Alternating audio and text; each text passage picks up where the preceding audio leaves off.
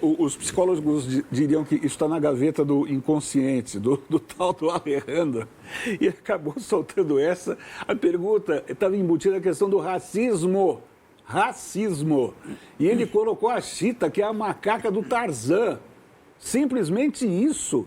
Quer dizer, um ato falho gravíssimo. Ou seja, está no inconsciente. O futebol sul-americano para ele é o Tarzan.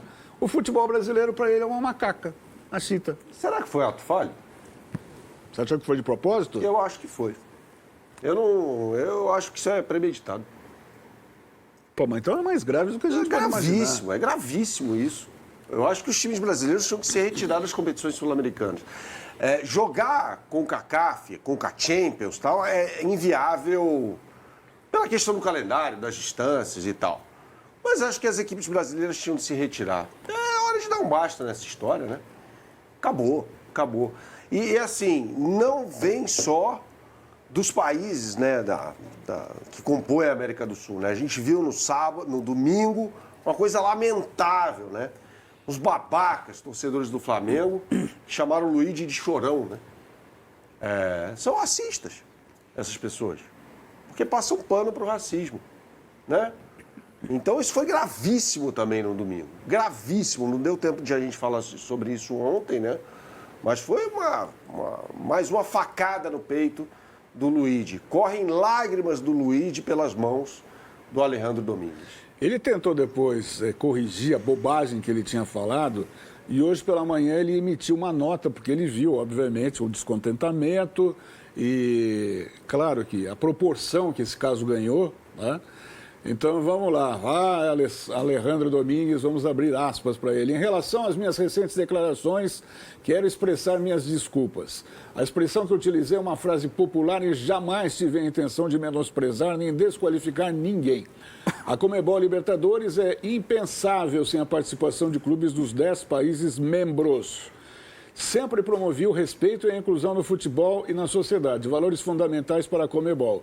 Reafirmo o meu compromisso de seguir trabalhando por um futebol mais justo e tal. É um banana esse Alejandro Domingues, já disse isso mais de uma vez.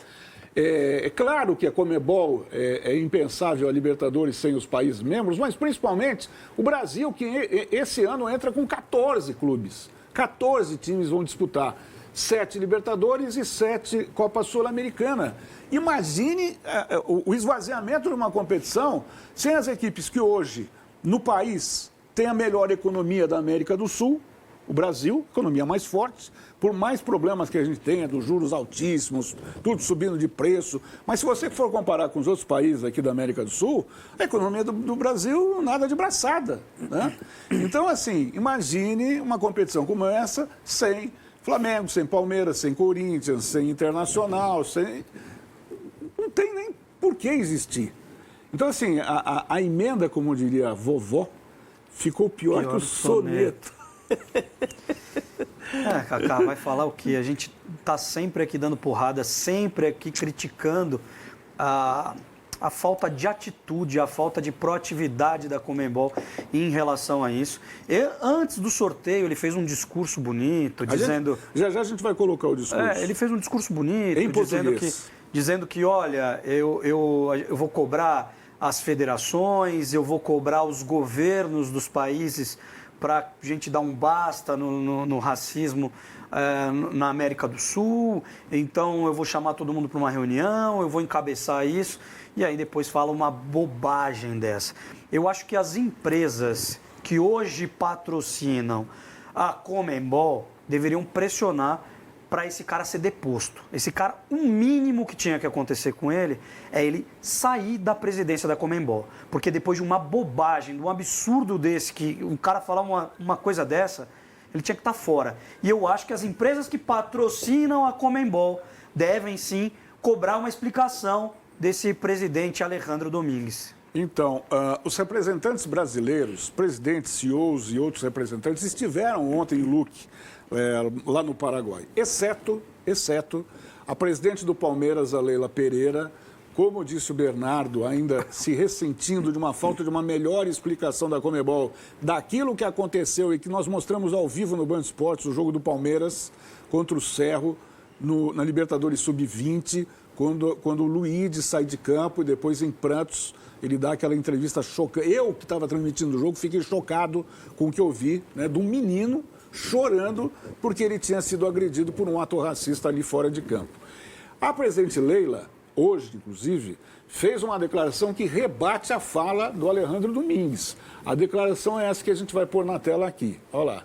Quando eu vi a declaração do presidente Alejandro Domingues, confesso que custei a acreditar que ela fosse verdadeira. Achei até que pudesse ser um vídeo manipulado por inteligência artificial. Aliás, pensando bem, acho que nem mesmo a inteligência artificial seria capaz de produzir uma declaração tão desastrosa quanto esta.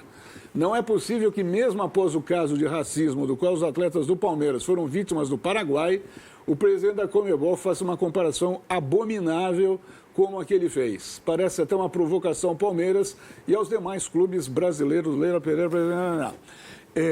eu só acho uma coisa aqui, não sei se vocês concordam, que a ausência da Leila não foi legal. Seria a mesma coisa o seguinte, você faz uma reunião de condomínio e aí o 411, o apartamento 411 não vai.